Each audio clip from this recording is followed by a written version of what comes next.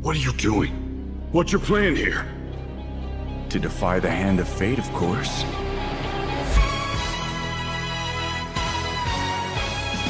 When a show with a unique identity steps onto the scene, it's bound to catch a few glances its way. This was my experience with a short concept video teasing an upcoming project.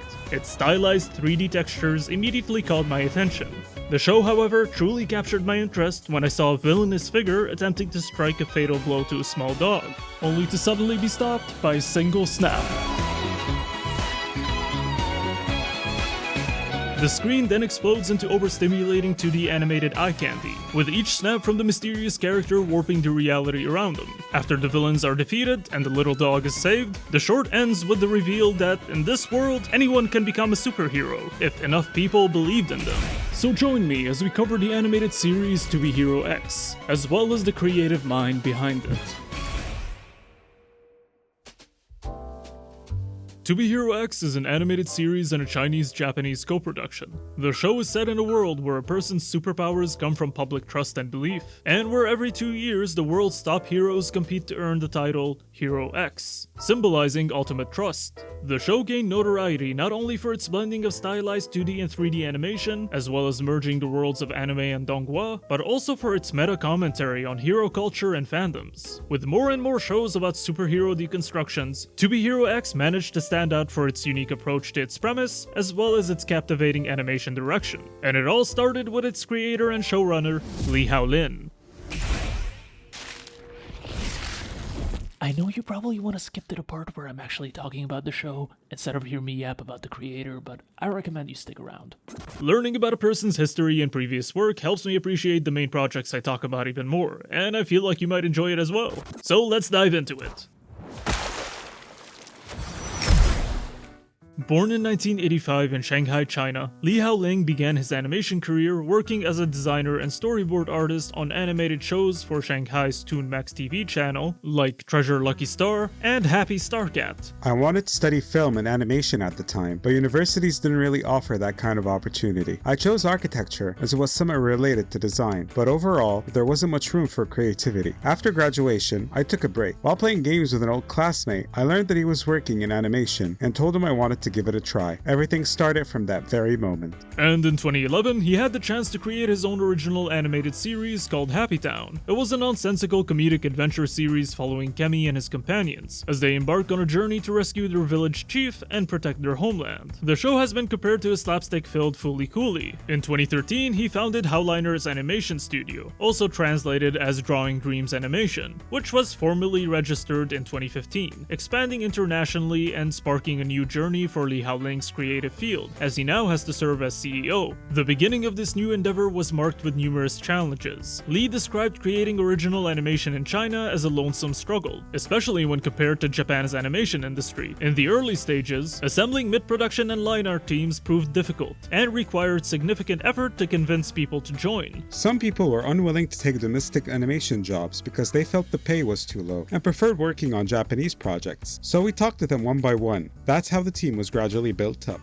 Li officially entered the online animation scene with the premiere of the Era of LoL, also known as Lu's Time or Age of League in English, which follows a group of college friends who all play League of Legends together. Between 2014 and 2016, he directed several highly praised works, including Ace Censored, a series about a wandering immortal that fights demons, and Chinese Mystery Man, which is about two police officers investigating supernatural cases, both being based off of pre-existing comic book series. Ever since entering the industry in 2008, we have mainly focused on original creation. But after starting our own company, we had to stop doing original work first. There was no choice. You can't die halfway. At the very least, you have to survive first. But that soul of mine that's devoted to original creations has always been burning. However, it was in 2016 that the world was first introduced to the series that would play a significant role in boosting Li Haoling's international profile, the very first version of To Be Hero.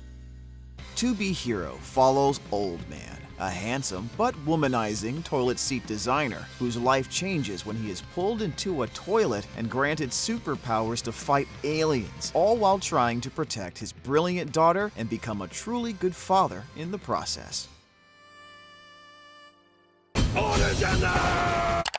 Wait, That's the plot? Yes, it turns out that not only is the first iteration of To Be Hero completely ridiculous, it also has little to nothing to do with To Be Hero X, making the To Be Hero title more of an anthology of sorts, not really connected to each other. When I first started creating, my ideas were more directly inspired by everyday life. At the time, I was going through a personal transition into fatherhood, and that's how that story came about. Also known as To Be Hero Baba, it originated as an independently produced parody short, poking fun at One Punch Man, titled To Be Hero. After further development, it was expanded into a 12-episode series that debuted on multiple online platforms. This version also establishes the use of blended 2D and 3D visuals, a reoccurring animation technique in future iterations of the series. Visually though, it's very crude and doesn't pursue the polished smoothness common in other domestic Chinese web series of the time, being deliberately low budget. The attempt was light, so the fault tolerance was high. Even if we completely lost money, we could accept it. Instead, the show emulated the aesthetic of 2000s web cartoons and early Flash animations. And sadly, I didn't really care for it, as I only managed to get through about 2 episodes before moving on. While the over-the-top cartoony animation and scenarios might be fun for some, I personally didn't enjoy the humor or story all that much. Perhaps the spiritual sequel series would be different. Which brings us to 2018's To Be Heroine. To Be Heroine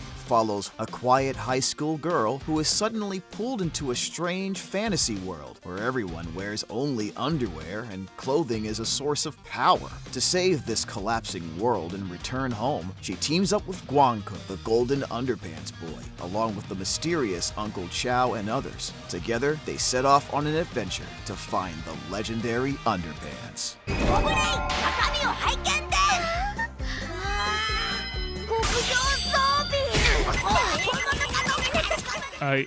I can't tell if this is weirder than the first version.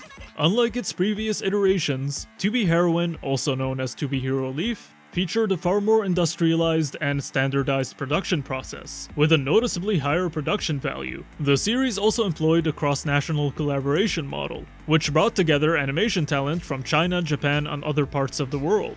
Visually, the series showcases a more refined, softly colored, and polished drawing style, with noticeably smoother character movement and dynamic explosive action sequences. It places a strong emphasis on romance, youth, and temporal dislocation, leading many fans to compare it to the anime film Your Name. Overall, the show received a positive reception, though the ending sparked debate, with the main criticism being that it relied on a Deus Ex Machina style resolution. Though again, I've only seen the first 2 episodes and moved on. With the end of this iteration, there was a 7-year gap before the next version. During this time, Li Haoling continued to work on more projects, most notably the animated anthology film Flavors of Youth. However, at the same time, the production studio underwent significant changes. As early as May 2018, internet giant Bilibili partnered with Howliners Animation to establish B-Dream, a joint venture focused on animation planning, investment, and distribution, completing a full acquisition of Howliners Animation in 2021. This change inevitably brought adjustments to development priorities, with Howliners Animation's overall animation output decreasing compared to its production boom. But at the same time, projects led by them received significant upgrades in quality. This reshaping of the studio's creative philosophy and production model was reflected in Li Haoling's next project, Linktree, a show about time travel mystery cases, which uses a more Western TV series framework to appeal to a global audience as well as adopting a far more typical anime aesthetic. We adopted a Japanese anime style because under the circumstances at the time, the probability of success was higher. Through long-term development, Japanese animations has identified certain stylistic features that most people tend to like. With such a prevalent influence from Japanese anime and previous international projects, it was about time until we get a full-on Chinese-Japanese co-production, which leads us to the 3rd iteration of To Be Hero, and the one that managed to become recognized worldwide. In a world where heroes gain and lose their power from the level of their public trust, a multi-perspective narrative unfolds, all centered on the lives of the heroes competing within this belief-driven system. Identity, reputation, and faith shaped not only individual heroes, but the entire structure of heroism itself. The show was a collaboration between Bilibili's B-Dream and the Japanese studio Aniplex, which is also the first time that studio has participated as a co-producer that's deeply involved in the entire production pipeline of an original Chinese animated project. To Be Hero X achieved an unprecedented milestone for Chinese animation by launching with a global simultaneous broadcast from its very first airing. Compared Compared to previous To Be Hero titles, this installment significantly expands its thematic scope, evolving into a full-fledged ensemble drama centered on 10 heroes rather than a small core group. When our capabilities are sufficient, we can afford to broaden the scope of the world. After accumulating experience up to now, I wanted to challenge a larger worldview, one that can carry a greater volume of information.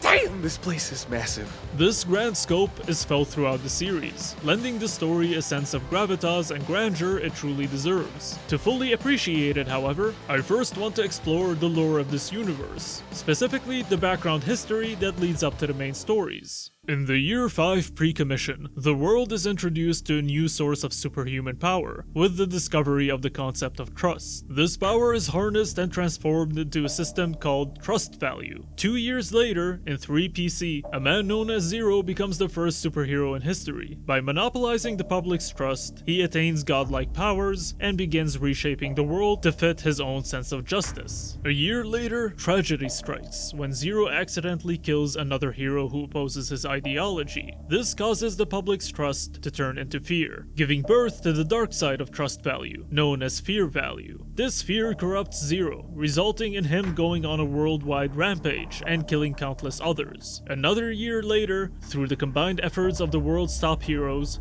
Zero is finally defeated, with the final battle taking place between him and the hero known as E-Soul. This event, known as the Downfall, leads to the founding of the Hero Affairs Commission, whose sole purpose is to regulate heroes and their newly established agencies, in order to prevent anyone from ever ascending to godhood again. Now, every 2 years, the world's top 10 heroes compete in a tournament for the #1 spot, with the winner being given the title Hero X!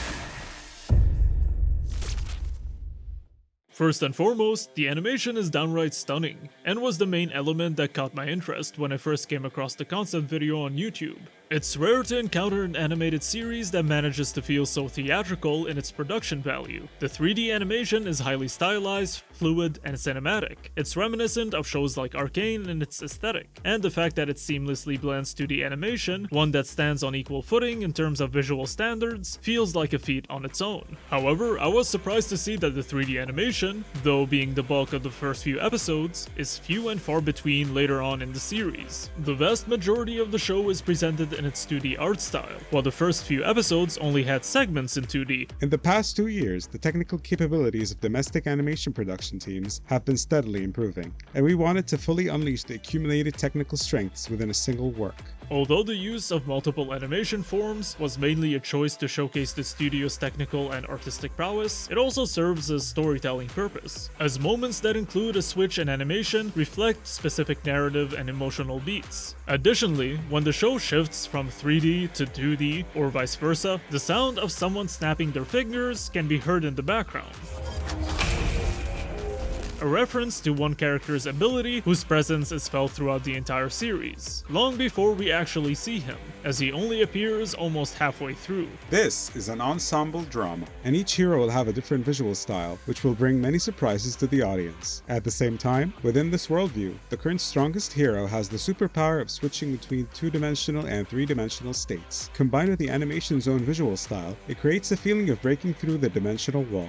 The show's episodes are divided into separate segments, or arcs, each following a different hero's perspective. Each of these arcs is like a piece of a puzzle, with every perspective providing new context and revelations. Together, they are interconnected and gradually form a complete picture. The show starts by giving viewers enough information to follow along, but it keeps them hooked through a desire to learn more about how this world works and where it's all leading. This approach can feel frustrating to new viewers who aren't used to that kind of storytelling, or may need a break after binging Nolan's filmography, as the show constantly jumps around the timeline with each new hero. But if you're patient and are willing to go along for a wild ride, I for one believe you will enjoy where it takes you.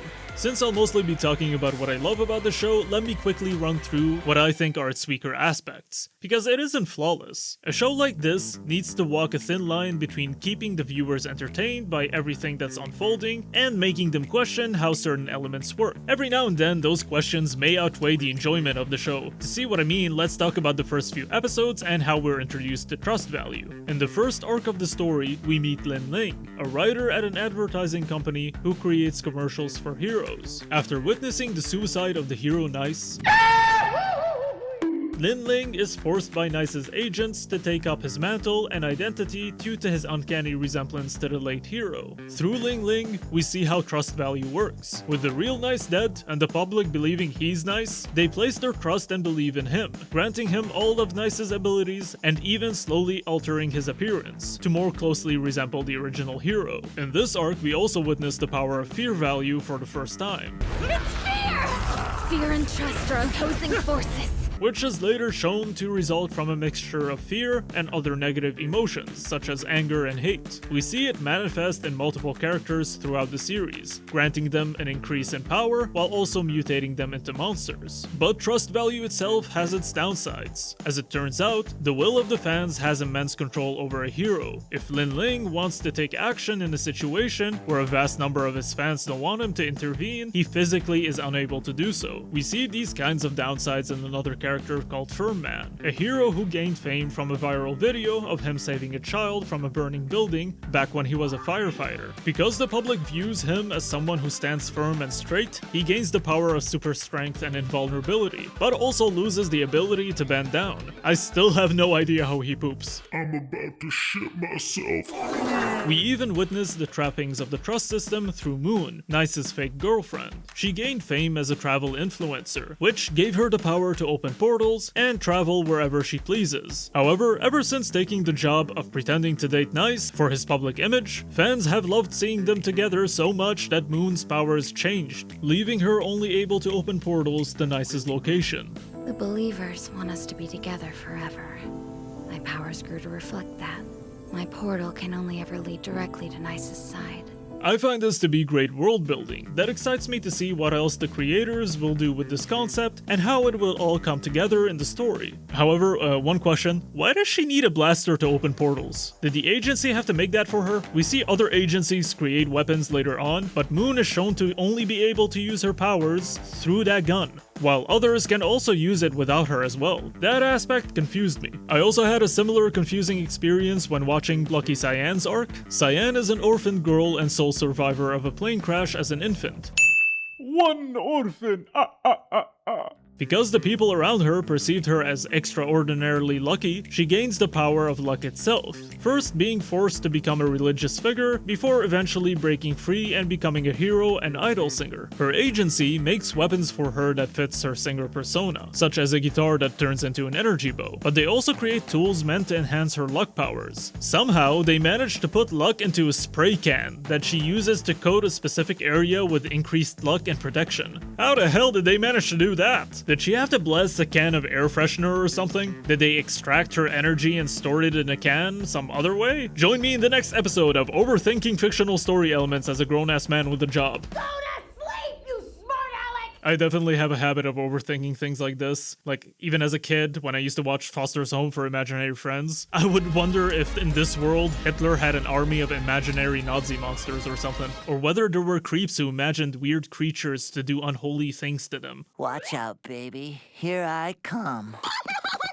No, I don't need therapy. I need answers! Another element that I felt hurt the show is a byproduct of the constant jumps in the timeline when switching from viewpoints between heroes. The pacing of each character's story differs from hero to hero, and when we shift to a new perspective, we may see a much broader span of a hero's life condensed into just a few episodes. At times, it feels like we should have seen some parts that were skipped over. The show also doesn't always provide necessary information at the right time. For example, one of the top heroes, Queen, gained her fame after giving a speech at her graduation, in which she talked about wanting to become the next Hero X, as well as changing the rules of the trust system. Because of this, one of her powers outside of super strength and flight is the ability to create a barrier in which she can set the rules governing everything within it. For example, if the rule is that nobody but her can move, everyone else inside the barrier will freeze in place. However, when we first see this power, we have no idea what it is. It's not until the next episode that it's explained.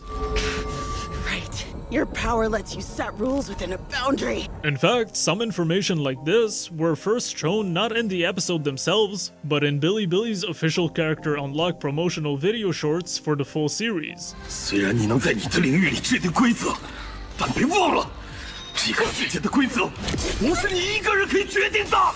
No, seriously, I wish they had played these before the actual episodes. They should not have been separate. Heck, even the lore information I mentioned earlier wasn't revealed in the show, at least not in a way that was obvious or clear. I only learned about the discovery of trust as a power source through the show's supplementary content. Other than that, and maybe one confusing cliffhanger moment, those are basically all the elements I found to be the weakest in the show. Now, if you'll excuse me, I'm about to glaze the shit out of everything else. A show like this has the challenging task of not only making us care for each new hero, but also effectively making us care for a new temporary protagonist every few episodes. In my opinion, it succeeds every time. Some of these heroes stand out because of their stories and background, while others do so because of their personalities and how unique they are. Among the heroes I found to be the most interesting is Ghostblade, a character who first gained fame on the social media platform FOMO after videos of him quietly chopping meat went viral, eventually leading him to become a silent, emotionless assassin. What interested me the most about him was seeing a character with clear hints of severe mental conditions and possibly being on the spectrum have the world around him cheer him on to become a killer. The Johnnies were another duo that stood out. In an ensemble cast of heroes depicting classic superhero tropes, we suddenly have a Pokemon and its trainer dropped into the mix. Little Johnny is the son of a former hero who once held the title of Hero X, named Ah Shang.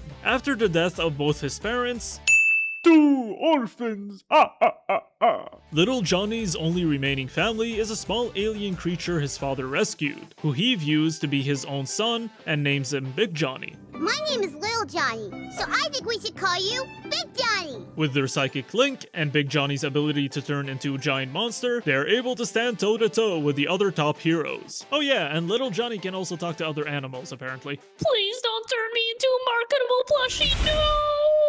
The show also includes its own Iron Man-like character in the hero Lo Li, a young girl whose small stature and cuteness causes her to be constantly undermined, holding her back from ever reaching her goal of becoming a hero. However, despite being seen as fragile, she's strong-willed, hardworking, and stubborn. Thanks to her access to high-tech machinery through her father's work as a scientist, she's able to build her own battle armor to compensate for her physical limitations, finally gaining the power needed to match her strength of character. By the way, I got worried when I realized her name is literally Loli, thinking it was gonna get weird, but it turns out that refers to small and cute characters, and not necessarily a sexualized character that looks like a child. I panicked for a second, but we're good. You wanna see my fan art of you? No. Also, there's a good boy in here! Yes, even a dog can be a hero in this universe, as shown by the character of Ahu, which really makes me wonder what the limits of trust value are in this world. I wonder if there's a mall employee out there who became a real Santa Claus because enough kids believed in him, or if there are weirdly inappropriate cases of female streamers gaining powers like inflatable boobs because of their simps. There is bound to be a furry with superpowers in this world, isn't there? No, I said I don't need therapy. I need answers!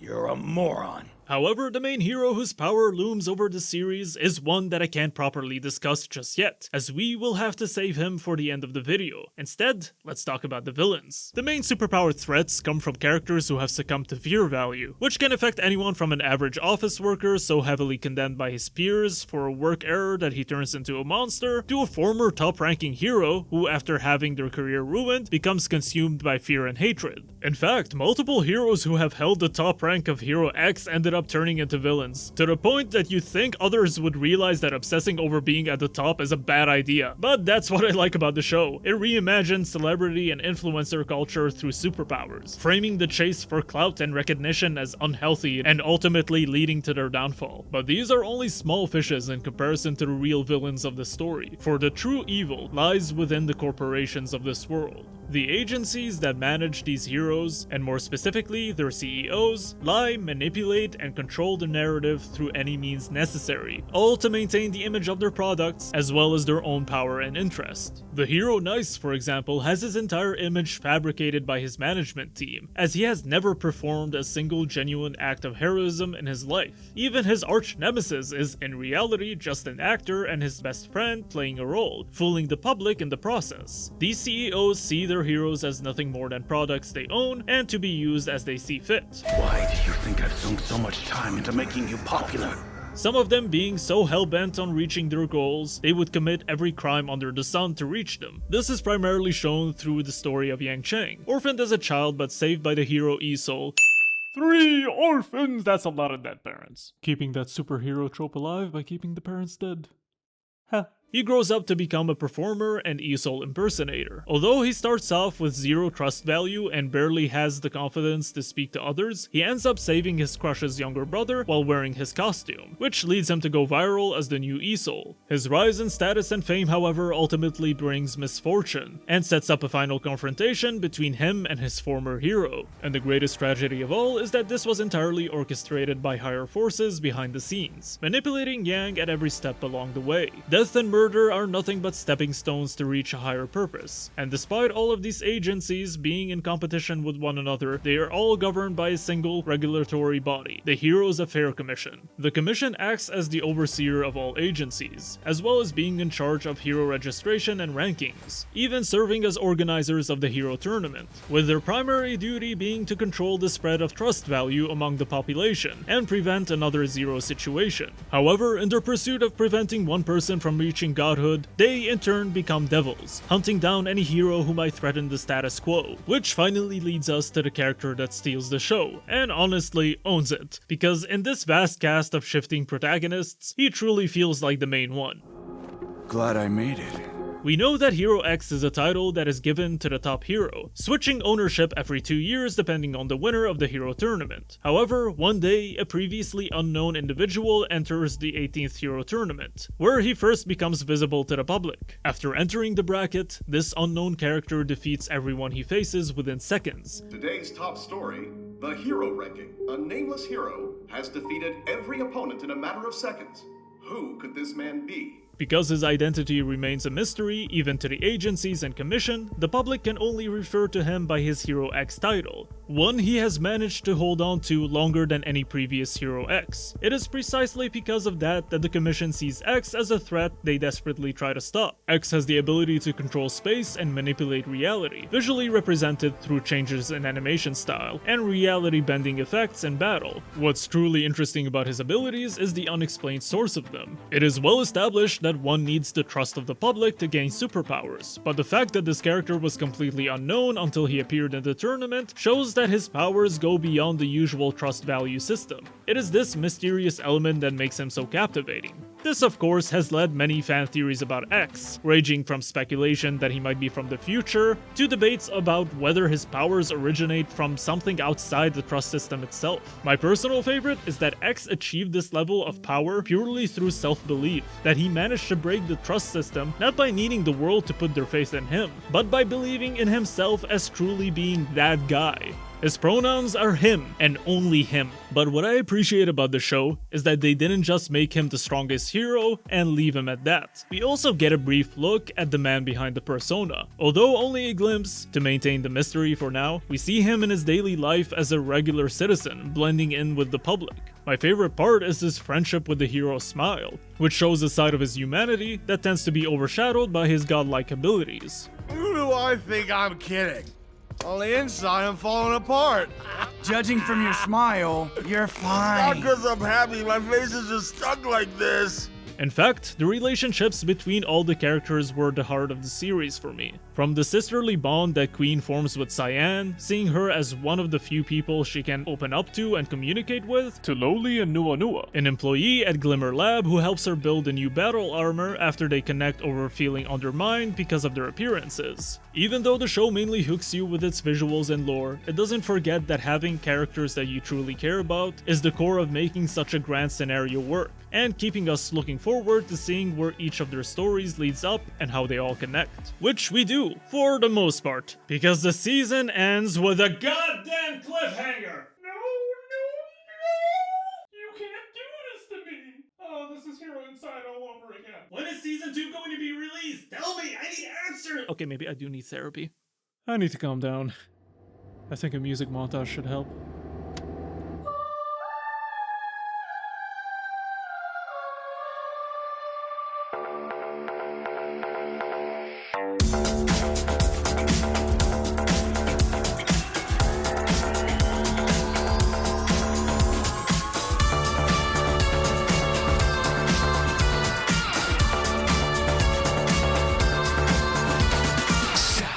Now let's begin. You're in too deep to go back again. Cash. lemonade. You don't own me, you don't even know me. This vagabond with a two-pop pack to the great beyond. Stay genuine, a ground floor up I can help you find. You're a dreamer, call me when you're Bieber. And when they play it, you can't help but sing along. That's nothing odd, that's nothing wrong. 'Cause a good song never dies. It just reminds you of where you were the first time it made you cry, the first time you felt alive. No good song never. No good song never. The first time they made you cry, the first time you felt alive. No good song never. There was a moment, a hole opened in the sky, a chance to join their pantheon. For all the times they never heard your battle cry, now even angels sing along. 'Cause a good song never dies.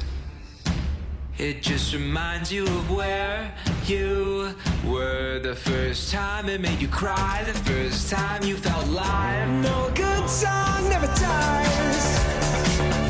Like a lover who won't back down, pull you over to the side, look you straight into the eyes. No good song never. No good song never. The first time they made you cry, the first time you felt alive. No good song never.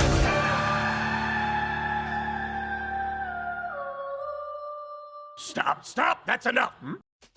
Although the popularity of the show still varies from region to region, To Be Hero X deserves to achieve global notoriety on the same level as many popular anime series. For now, the full series is available on Crunchyroll, as well as Bilibili's official YouTube channel, if you join as a channel member. My name is Sami, and if you enjoyed this video, make sure to like, comment, share, and subscribe.